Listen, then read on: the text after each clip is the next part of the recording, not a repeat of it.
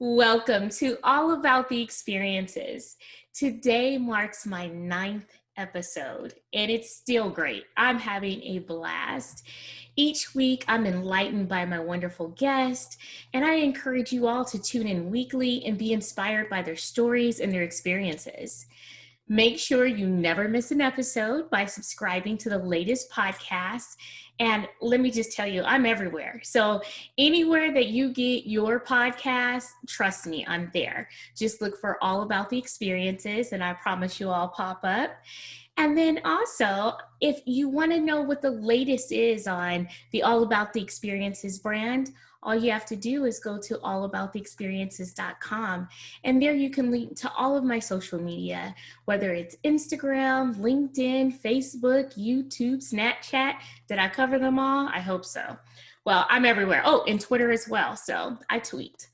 The other thing I can say is that you can also always reach me via email, Cheryl@allabouttheexperiences.com, and I just really thank you all for your continued support. Now, I have to tell you, I am really excited about today's guest, and I'm just going to get into the meat and potatoes of it all. Today's guest is literally one of my favorite people. I met him during my tenure as a corporate events manager, which I still am, but it sounded good to say that, right? And he has quickly become one of my dear friends. He is the director of sales at the two. Hold on, let me go back again. He is the director of sales at the top 2 best reviewed hotels in Oakland, California. And honey, that's where I'm from, okay? So it's all gravy and all good. He has spent the pandemic basically rethinking on how to find business when no one is traveling. And we all know what this has been all about. So we'll get into the meat and potatoes of that as well.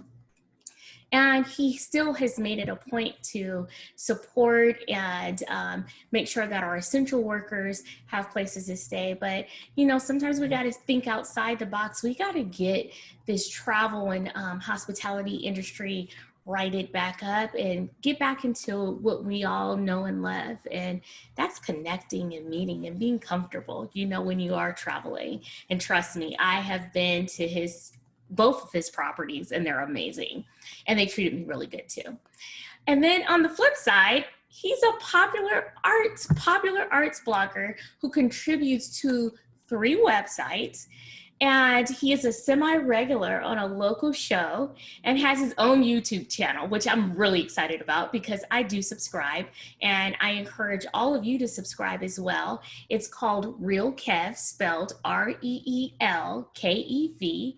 And go and subscribe to his YouTube. We're going to get into that as well. You're going to absolutely love his channel. I'm addicted to it, especially in the midst of this pandemic.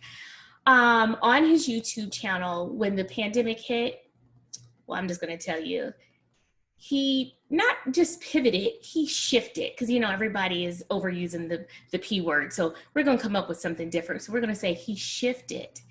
And he started an at-home film festival.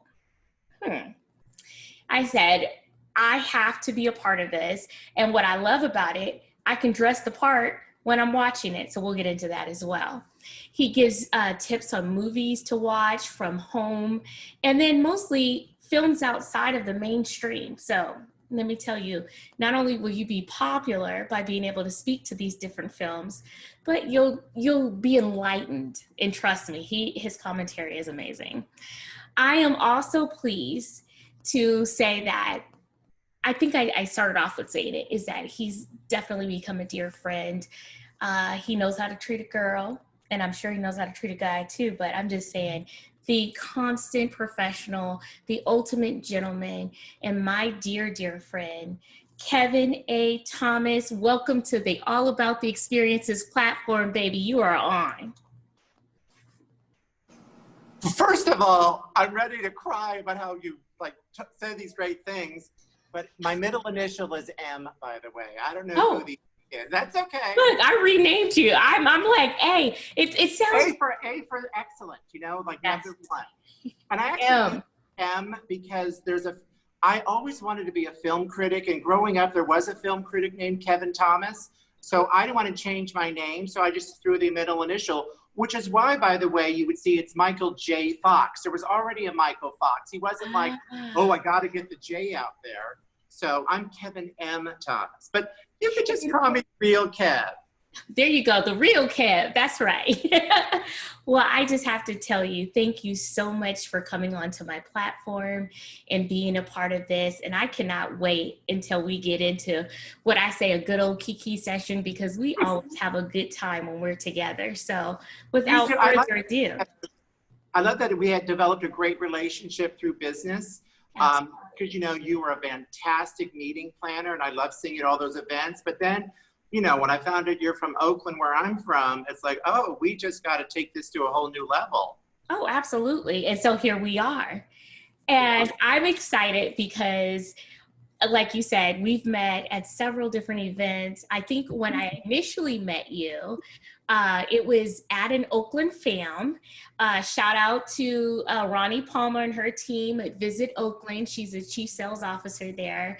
And I believe that you had hosted one of the experiences, the dine around experiences, which was fantastic. And when you walk into a room, I mean, you command attention, but we were all drawn to you. You have just this infectious spirit. And I feel like you're one of those people that never has a bad day. Can I just say that? Like, you always exude just such positivity. And I'm excited. I was excited for today. I've told all my friends, I was just like, oh, you won't want to miss this one. Trust me. So thank you for being here. You're so welcome. And I do have bad days. I just, you know, the funny thing is, I do feel like I'm uplifting and uplifted. But mainly, I just can't watch the news every day. I mean, my roommate keeps up with the coronavirus, which, I mean, you can't avoid it, but I don't need to hear every day the statistics. See, now I'm getting all choked up thinking of people that passed away. And many, I don't even know them, and I get sad. But so I live in a movie world, which is why I love entertainment, because I could decide I need to feel happy today, so I will watch a happy movie. Absolutely. If I cry, I might put on a tearjerker, but at least I'm controlling my environment. Absolutely. And trust me, in a world that we're living in right now where nothing is certain, this is definitely something that you can. And I love the escape that you have there, because, you know, it gives us, whether it's 90 minutes or 3 hours, it gives us that escape from our current reality, and it gives us something else to focus on. So I like that. I absolutely like that. Thank you. Yes. Well, I have to tell you, the last time we got together, we were at the La Jolla Playhouse, and you took me out on a fabulous Diva and Divos night out, and we went to go see the Diana musical. I had such a wonderful time. It was simply amazing. And it speaks to what you're saying. Like, when we're trying to escape whatever that everyday humdrum or whatever it is that we're facing, it's nice to be able to experience something that is uplifting. And even though that play, there was some tragedy that was involved in it, obviously, because Diana dies. It's not a giveaway, because it's true. So right, it definitely is that. But it's lovely when you can have those experiences with your friends. And Kevin, you are my friend. You really are. And you always, no, I mean that you bring so much light, and I love that. And I, like you said, you're like, I'm not always happy, but I love, you know how, like, if you can walk into a room and it's somebody that kind of has attitude, or that you can tell they're unhappy, and it's that transference of emotions or what have you. Well, if that person's in the room, once you walk in, that's gone. That's all I have to say about that. So, well, thank you. Absolutely. You got to stop me, because I don't know if my head will fit through this door when we're done. Oh, it's nothing wrong with having a big head, honey, because that just means your hair fits all on it. You know what I'm saying? But I just have to first start off by saying, I would like you to share with my listeners a little bit about what you do, because obviously that's how we first met. About what I do, a hotel job. I always loved hotels. This is the second career for me. I prefer to have the arts, as my logo says, in the background. And that gives me some money, but not enough for the stability that, because, you know, people in the arts, they're willing to take that chance to just gamble. I don't want to gamble. I want to make sure my bills are paid. And the hotel that I'm at, that, you know, I'm so fortunate to be there, because not only are they the best reviewed, by the way, since I am in sales, they're the Executive Inn and Suites and the Best Western Plus Bayside Hotel. Yes, I agree, those names are both boring, but the experience is not. So we have a great water view property. Last year was an amazing year for us production-wise, and then all of a sudden, March came. So what I have to do is find business on a regular basis that isn't Expedia or a third party, because that you just put the rates up and people book.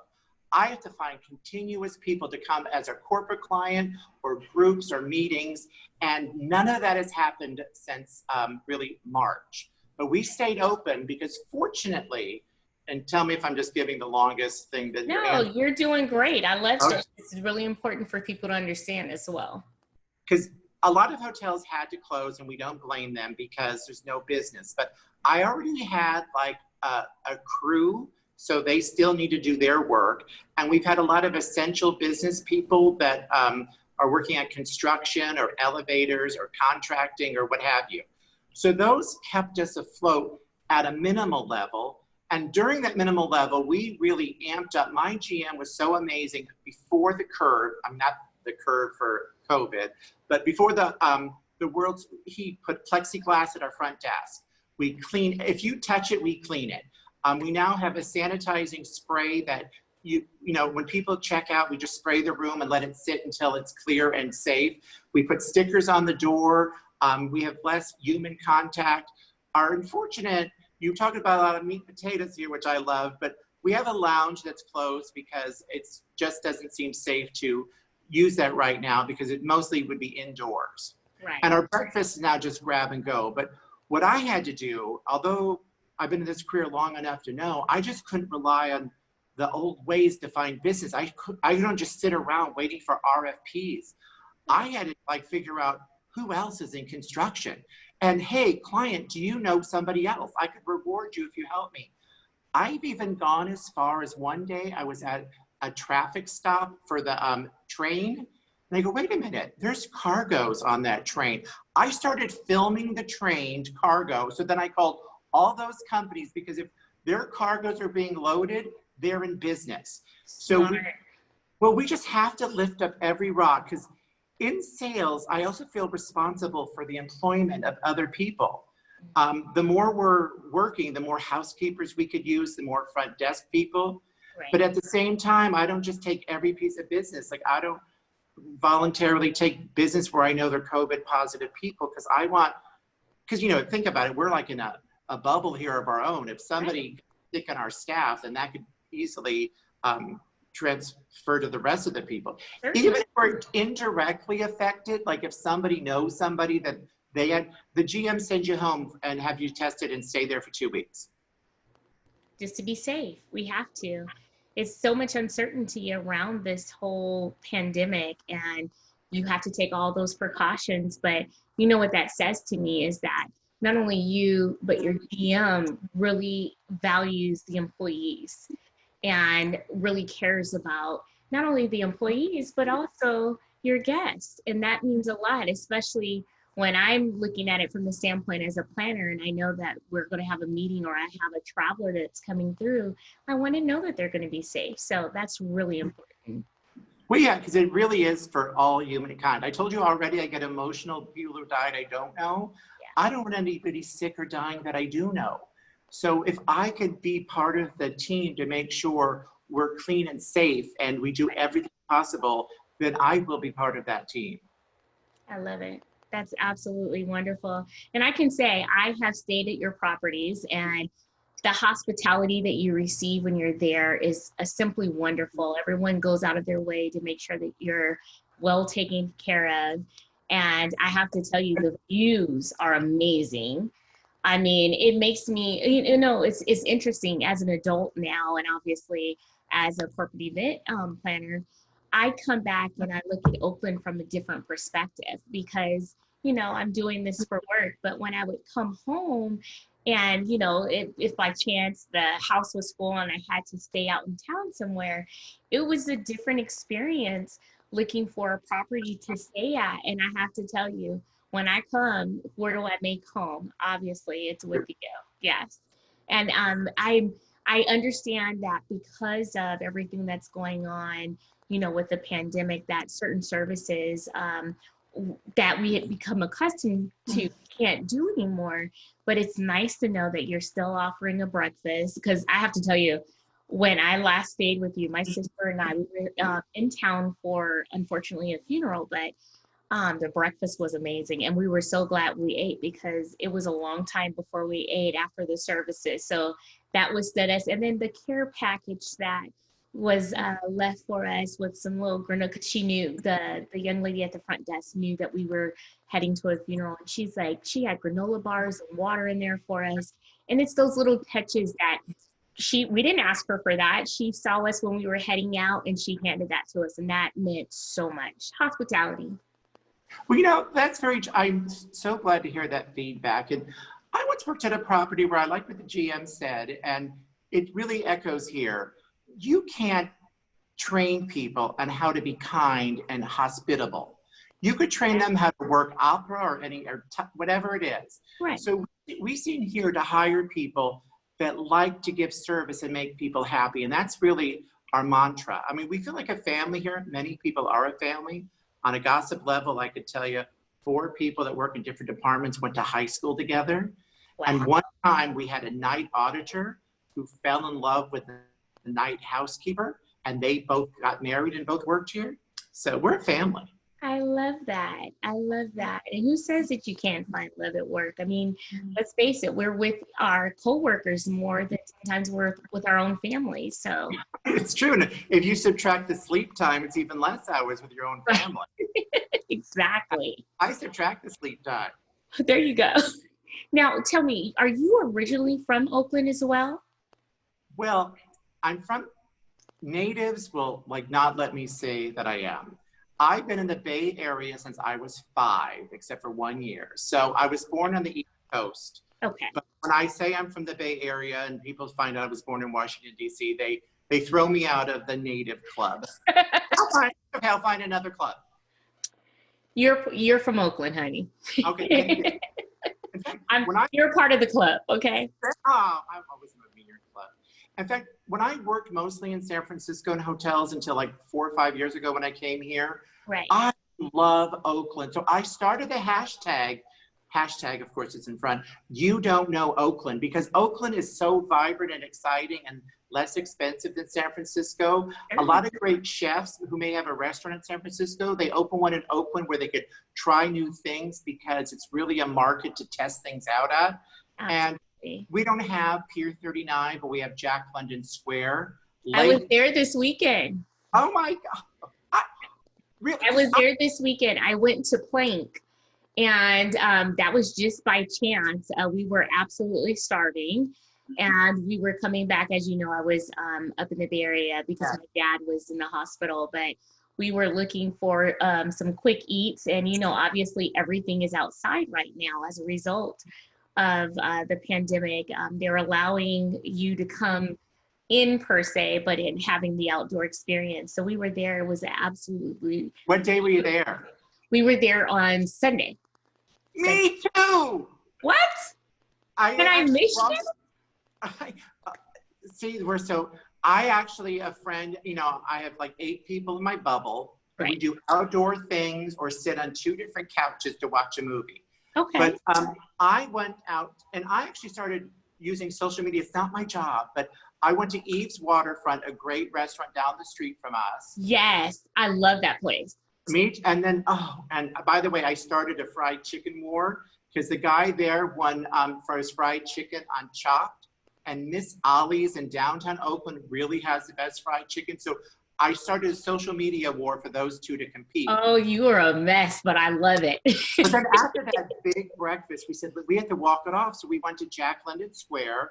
And when I look on the Jack London Square website and the restaurants, none of them say they're open. So I started writing to them on social media, plank. It doesn't say anything about it being open. And No.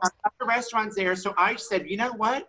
I want people to go because I want to support businesses. So I said, why don't you update your website? I know it's ever changing in this climate. One day a city's open, one day it's closed, but you Right. need to make these changes when they happen so you can capture the business that you can.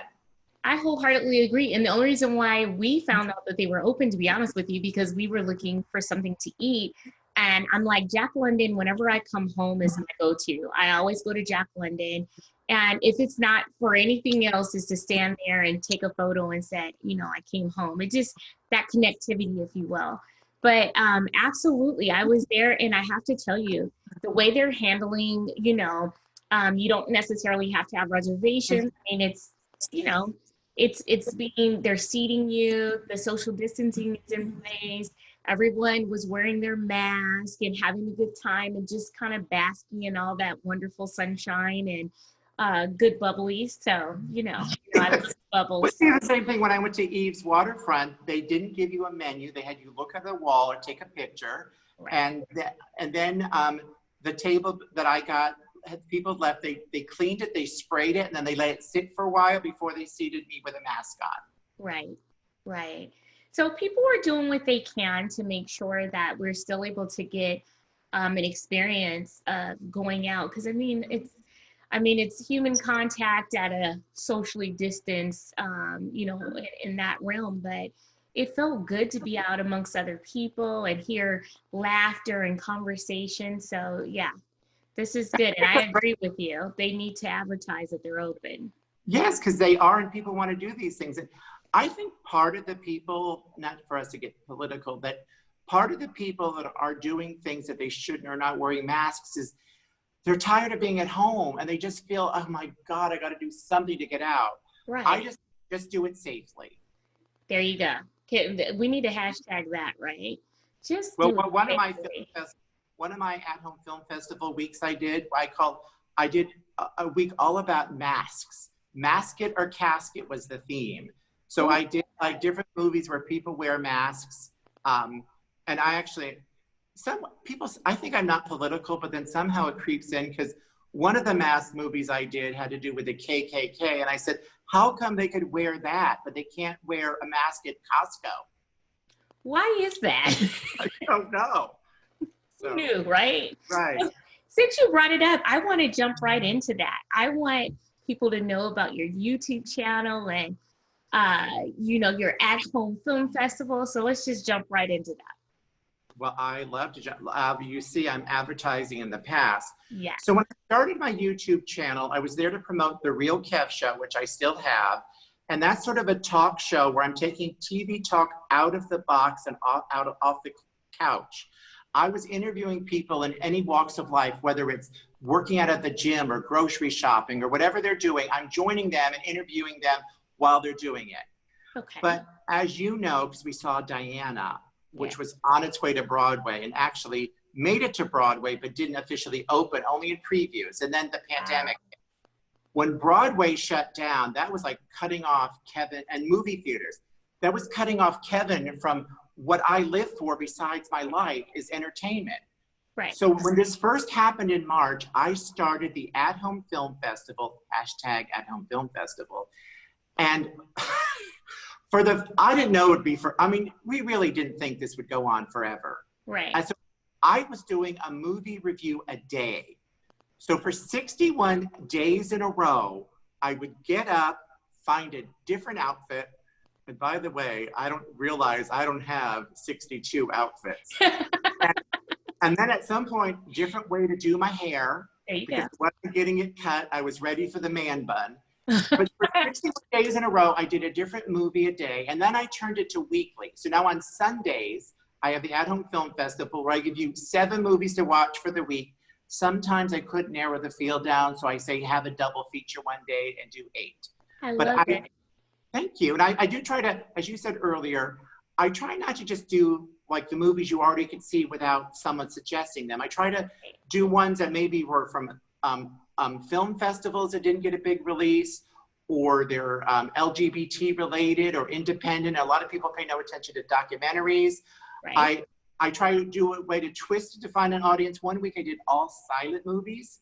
So I try to tie that into getting millennials, because I work with those people, millennials. Yes, you And do. if it's before 1990, they think it was in black and white and boring. So I try to find a way for them to get an interest in movies. So I just, you know, and I've been taking different themes. I told you I did the one with Masket or Casket. Yes. Because I love Broadway, there's a channel called Broadway HD. I'm a subscriber. I did a whole week of Broadway shows that are on Broadway HD.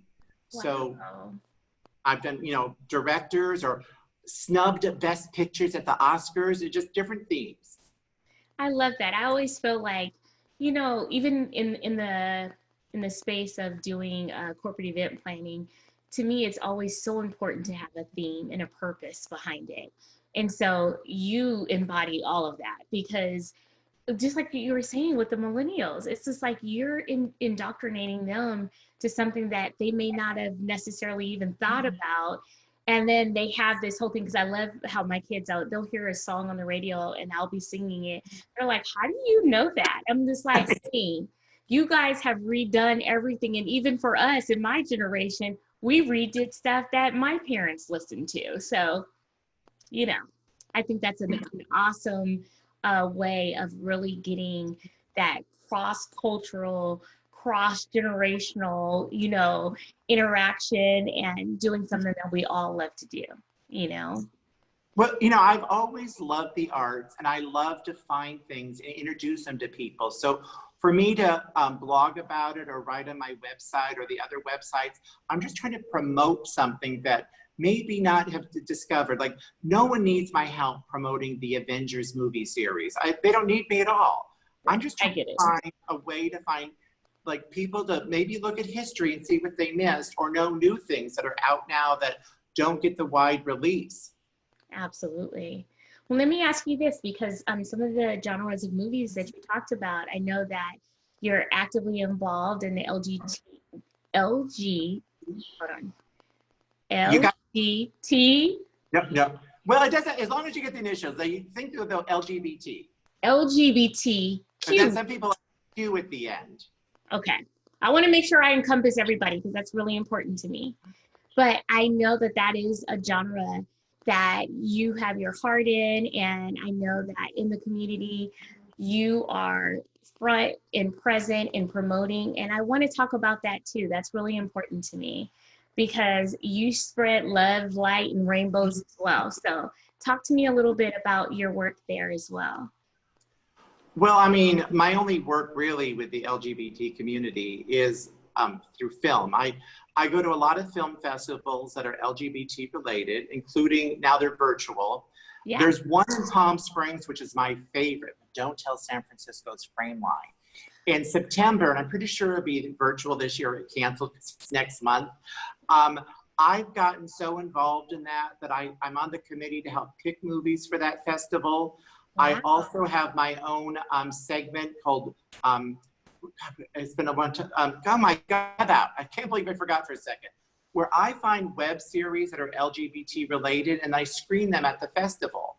And each year they ask me to add one more segment. So I have now, last year I had 3 different segments on web series, which is interesting because these are all easily available on YouTube, but people don't just seek them out. So I spend a year watching web series and I keep little notes, and then I contact the people that created the shows.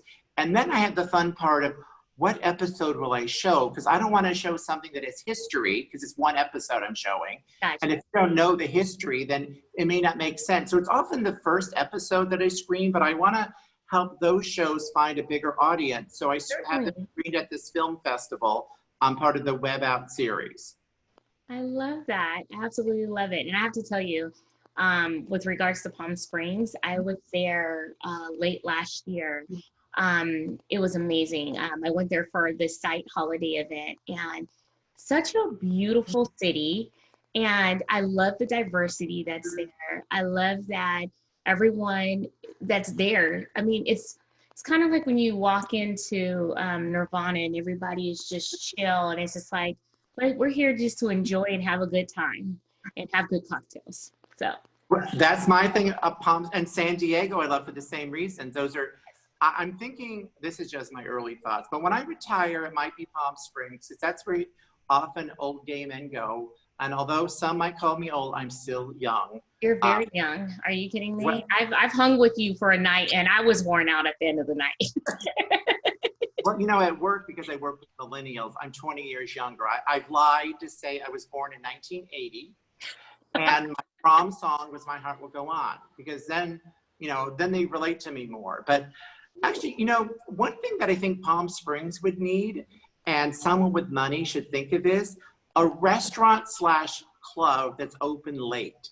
Because even at my age, Yeah, I have a lot of friends that want to be out till 2 in the morning. You can't eat that late unless it's Jack in the Box. So that you need is like so a late true. night restaurant. You have to eat dinner by 9:45 at the latest. Hmm. That is so true. Because it's so funny. There was a club that we went to, and I can't not think of the name right now, but they had a drag show. And we were sitting there and we were like, the only thing we were missing was food. And I'm like, if we're taking in all these adult beverages, we're gonna need a little something on our tummy. So someone found a bag of chips and we started passing those around. But you know, yeah, You know, we needed some real food.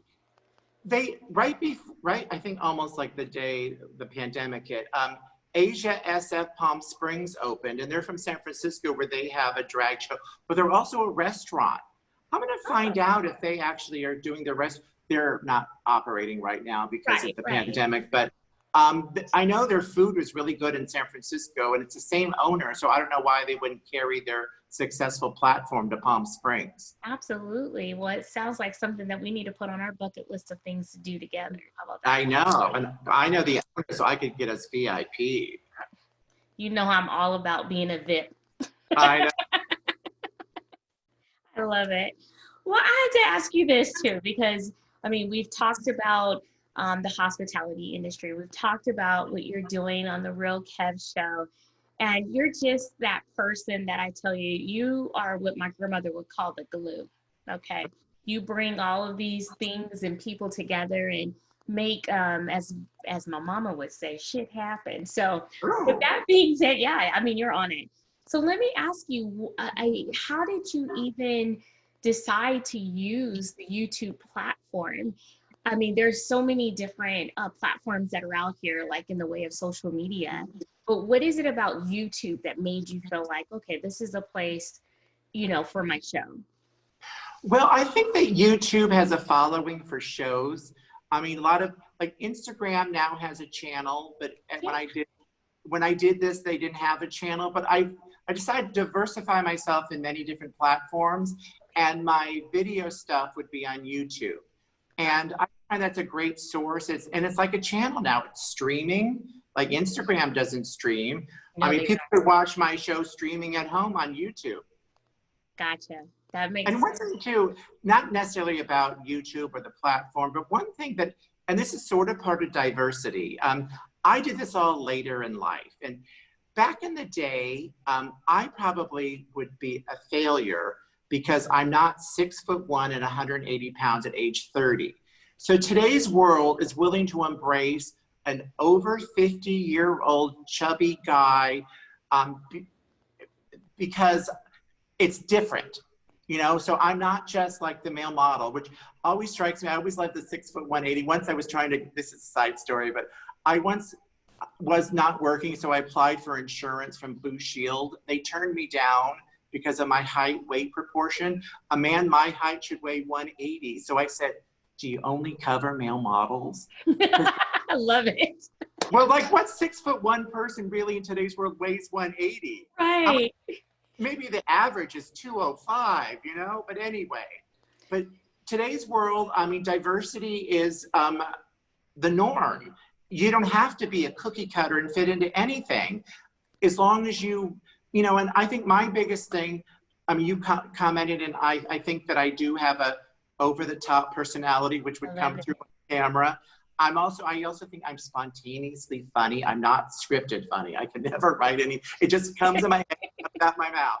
But I also am very knowledgeable about the arts. So as you've seen when I do my reviews, they're playing in the background visually. And I'm not just talking, I don't really talk much about the plot of the movie. I talk about the story behind it that I know. Like Absolutely. last week I did remix, The Good, the Bad, and the Ugly. And because some people don't know remake, you know, especially modern people don't Right. realize Star Was Born was done. They think 3 other times, but it was really 4. The first one was called What Price Hollywood in 1932, which the filmmakers of that were suing the Star Was Born people because it was the exact same story. Are you kidding me? See, that's the kind of stuff that you want to know. Or like when you're sitting, you know, when I think of your show, I think about, because I'm that person that sits with my family and I'll ask questions and they all look at me like, why are you asking while we're trying to watch the film? So you take care of all that for me when we're doing that. And so like I love that. I feel like you are literally sitting in the living room with you, and that is that connectivity. You talk about a big personality, but I just love how, again, like I started off, you put people at ease and you're just fun to be around. Can I just say that? You stop giving me these praises. Of people in tune. I was like, I'm bored of hearing about Kevin. My mother would love to hear these praises of me, but you know, I saw a picture that you posted of your mom, and she's absolutely beautiful, and I love the relationship that you guys have. well, actually, it was a had. Oh, Was I that didn't say picture that you recently posted? That was it. no. No, it was it was her birthday, but she died 5 years ago. But that since it's not recent, I'm not going to fall into tears now. If you asked me 3 years ago, but I get no, it. so every year I post a picture of her on her birthday. Fun story about my mom. It's fun. It came. God, I might choke up. Um, when she passed, all of these friends of her. It's so weird when someone dies. Um, it's hard to like phone people and tell them. You know what I mean? You don't post like you're invited to a funeral. It just sounds weird. Yeah. So some people that I phoned of her friends said she was my best friend. And I got that so many times. I'm thinking, wait a minute. She told me I was her best friend. So I realized my mom's heart was so big. She had a lot of best friends. So at her services, and this is probably the gay flair of me, I made these buttons called the Dolores Thomas Best Friend Club, and I pass them out to people. Yes. And so twice a year, we've had meetings, which is just one time we go to her favorite place for breakfast, and I make everybody steal an orange marmalade. By the way, pay the restaurant. But she would steal orange marmalade and put it in her jacket pocket. Oh, And I the other love time, that. well, if you want an orange marmalade in Fremont, I'll get you some. And Okay. then we go to a place where she loved their meatballs, and it's a small restaurant, so I really want to support them. So we have a meeting once a year at her lunch restaurant too. I love that. Well, you know, I understand where you come from. I mean, I was very close with my mom. I lost her in 2015 as well, and it's it's um it's something that's undescribable. You know, a lot of people will tell you, and I've talked about this on a previous episode, you know, no one can tell you how to grieve. No one can tell you that, you know, it gets easier, because it doesn't to me. It's just different. That's the Yeah. best way I can describe it. But even in looking at that picture you posted the other day, it was just like you could see the love there. So that says and speaks volumes. And it also speaks volumes that she had so many people that felt so connected to her. And I'm sure I mean, the way you're honoring her life is just wonderful. I love that. Well, you know, well, thank you. It's interesting though, because those little meetings, which I'm air quoting because they're just meals, it really makes me feel like she's kind of around at the time. I'm talking to her friends and we're enjoying. I even still do things like I have, you know, everyone's mom has that box of cards, the greeting cards, you know, That they three say, dollars, $3. yeah. But you know, no, that's what they say that they're ready to send out. Oh, yeah, yeah, those two. Yeah, Yeah. my mom would buy you the best card possible for 50 cents at the Dollar Tree. But every now and then she'd get a box of 20 cards, and I still have them someplace. Every now I'd find them. So I would write to people on her card. On the back, I'd say from the Dolores collection. I just absolutely love you. Like, these Well, are things that mean so, you know what I mean? It just means so much. And it's a piece of her that continues to live on. And I talk about my mom every single day. Like you would swear that I just saw her. And I feel like that's important because I want my children, even though they were able to experience their grandmother, I want them to understand what she meant to me and the impact that she's had on my life. And I hope that I'll do the same with them for their children and, so on. You want to keep those traditions and that spirit of, your mom alive. And I get it. And I just love how you honor her. That's beautiful. Well, it sounds like you had a great one with your mom too. I'll give you one of my secrets you could pass on to your kids. Certainly. Do you have any of your mother's clothing still? I do. Actually, I wore one of her sweaters the other day. Well, I did this with probably the first Christmas after my mother passed away. Yes. I took some of her favorite shirts and had them made into throw pillows. And then I gave them to my siblings and one to each of my dearest friends to keep a little part of my mother. Okay. So now if we talk anymore, I'm going to cry on your show. I already feel welling up. So, definitely. Well, I have like a love seat at home, and there's, because I of course got to keep my favorites. So I had like, all these shirts of my mother's. There's just these beautiful throw pillows, purple and pink, some with little beads on it. And I love that because that's what I miss the most are her hugs. So I love that idea. I'm going to put that into action. I appreciate you sharing that with me too. Oh, sure. Absolutely. Copyright 10%. Just kidding. Hey, it's we're learning to not pivot. I mean shift. So right. How about that? We can say our mamas told us. There you go. Well, I know that I could go on talking to you forever. You absolutely know this. I enjoy being around you. Let me just ask you this. What is it something that you would like to impart, not only to my listeners, but just people in general about the arts? Give films a chance that may not have a national distribution. Go to film festivals, whether they're gay or silent or Asian or Black or international, when they come to your town. Because sometimes that may be the last time you'll ever see that movie, and it may be a great one. And follow me on social media, Real Kev. Well, let's just go ahead, because I want people to understand how they need to get in touch with you, because I'm telling you. But before we do that, I have to ask you this. So, can I ask one more thing too? Yeah. Go. And for theater, I love theater. That's how we go. Don't always wait for it to go to Broadway. A lot of regional theaters, pre-Broadway shows, sometimes they just don't have a theater to go to New York, so they were still great, but they don't go anywhere. And sometimes you do go and they weren't good enough to go. But I have seen so much great theater that never went to Broadway. I love theater in Palm Springs, San Diego, Portland. In fact, Portland one time. Oh, this is so fun. And then I'm sorry. No, you're good. This is about you. I want to know more, so please. No, but this is why these are reasons I love theater. One time in Portland, I went to see The Boys in the Band, which recently went on to Broadway again. Now it's going to be a movie, by the way. So look, with the same revival Broadway cast.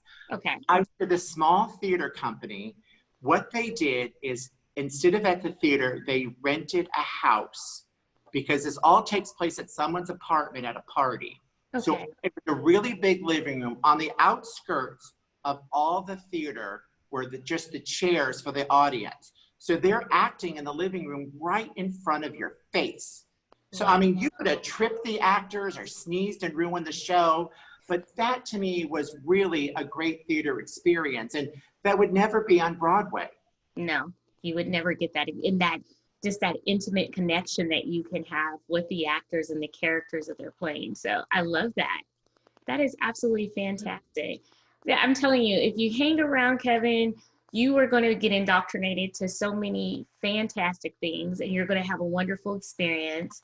And I have to say, whenever I leave from you, my cheekbones are hurting because they have been activated the whole time we were together. You already know how that goes. Well, I want to say, if you want to get in contact with Kevin, you definitely can get him at Twitter at Real Kevin, and that's REELKEV. Instagram is at Real Kevo, REELKEVO. And obviously on YouTube, let me tell you, he is phenomenal. You will learn so much, but you'll have a great time while you're doing it. So I'm just so thrilled to have had you today on the show and sharing so much with us, not only about what you do in your day job, but also all the great things that you do outside of there. And it's interesting when you see someone who is phenomenal in what they do in their day job, and then you see all these other wonderful things that they do, and you recognize that that core of who you are is just being your true authentic self, and you live unapologetically, and I love that about you. Oh, thank you. And you're doing great in all your jobs too. Thank And you. as I said before on camera, you look so amazing today. It's like, Thank you. wow. Well, I knew I had to spruce it up a little bit with you coming on this show. You know, I had Oh, to well, make sure I was representing correctly. okay. Well, you did it. Thank you very much. Is there anybody that you want to give a special accolade to, or more than one person? Oh my God. Oh my, I feel like I just won the Oscar. Okay. I have a fake Oscar. If I knew you'd ask that, I would have brought it. I love it. I just appreciate all people that we have in our bubble, that we're taking care of each other and ourselves. And in the arts world, I would always keep in mind the name Alex. Oh my God, I can't believe I'm forgetting his name now. Like, I follow him all the time. I guess I'm just nervous talking to you, but I guess I'm just backpedaling now because I can't remember his name. Alex Timbers. He is one of the most. He's one of the most creative people in the arts. So if you ever see that name, go see his show. Absolutely. And oh, I'm sorry, one more shout out. I'm sorry. For sure. No, I love it. One of my favorite, and this is totally alternative programming. Okay. There's this great drag place in San Francisco, SF Oasis, they also have a YouTube channel where they show their shows. Well, the creator, the owner of that, Darcy Drollinger, she now has this great thing on her YouTube channel called Hot Trash. It's my favorite news source. You know, I told you I don't want to hear the news because it's so sad. She does it in drag. She makes it funny, and it's still the true news. So you don't just hear about Corona stuff. You hear about Trumpisms, crazy Karens, all these funny things that just make the news more entertaining to hear. It's called Hot Trash. Hot Trash it is, and guess what I'll be looking at today? I need Trash, this. Episode 12 came out today. I was watching it while I was dressing for work, and I'm like snort laughing in my bedroom. And my roommate's like, "What's going on in there?" Hot Trash it is. I'm putting Hot Trash on my list of things to do, and also a little martini. Oh, or perhaps a margarita. God, remember? I don't think we made it, but what's it called? Something Below. It's in San Diego. Martuni's Below 4th. Oh yeah, yes. We never made it, but but I met you there, and you didn't make it because you had a reason not to. Yes. But they have, like, I don't know why they're calling them martinis, but they have this coconut martini that I almost would drive there right now, go get a drink, and come on home because it's really good. All right. Well, that's definitely on our bucket list of things to do together. Very good. Yes.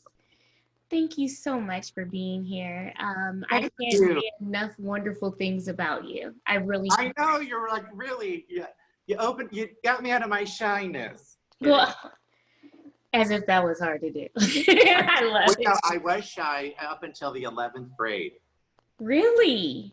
Well, and then where did this explosion of personality come from? Because I love it. Well, I know your show's over, but it's going to go as long as we want to. Well, I took advanced speech 3 times because I was always, I'm sorry to say, but I was the fat faggot at school where people made fun of. And actually, I almost wish I can go speak at schools to tell kids that this will get beyond you, but I don't think the school would let me say I'm the fat faggot from school. But anyway, I just took advanced speech 3 times. So I had to get used to talking in front of people because I knew there was more inside of me than just the person that people bullied and made fun of. And so by the time I was a senior, I joined every club. And from that point on, people knew me. Awesome. Well, it's more than, okay, blossom's a good word, but because I had a personality that people like, they look beyond the fat and they look beyond the faggot, and they look to see that I'm a human being with feelings and something to offer. So, Absolutely, you are. Absolutely. And I have to tell you, I don't see any of those things. I mean, I've been everything that I tell about you. I mean, I'll never forget the first day that I met you and you walked in that room and everybody, it wasn't just me, everybody gravitated towards you just because you oh, have this infectious personality. You tell it like it is, but you do it in a funny way. And you are that person that you're like, okay, because we're all sitting around and you're like, okay, is someone going to eat? Because I'm hungry. Are you hungry? I'm like, thank God he said something. Yes, I'm hungry. Let's go. And you're just an absolute delight to be around. oh, And, thank you. I'm telling you. So all those people that whatever they said way back when, I hope that they see you now. Well, And you I know, I'm go ahead. always interesting thing is when we get older, like those words, like sticks and stones, I mean, those, they mean nothing. They could call me that right now. And my favorite little tidbit, when I was in high school, we had 441 seniors because I was yearbook editor, so I know these things. Yes. I probably say I was number 420 on the most attractive scale, but now I'm the top 10. That's right, Because baby. I mean, I'm 59 and 3/4. I And still cannot believe that. well, fat don't crack. And so, and this is my hair color. I got it from my grandmother's side. So when I look at those hot people from high school, I'm thinking, oh my God, I look better than them. So I'm now in the top 10. The whole world isn't about looks, but it's internally, I feel I'm in the top 10 finally. Well, I would have to agree with you with that. And I always say this. If you can't sell yourself, you can't expect for anybody else to sell you, on those wonderful points. So I agree That's with very you. true. Very true. Well, I thank you, my friend, for being here and sharing of yourself and all the things that you do. And I just can just say, continue to bring light to all of us because that's what you do. And I'm thankful that I know you and I'm thankful to call you a friend. Oh, Cheryl, I you mean that. are so sweet and the feeling is mutual. And I felt like we bonded the second we met. And Absolutely. it's going to keep going.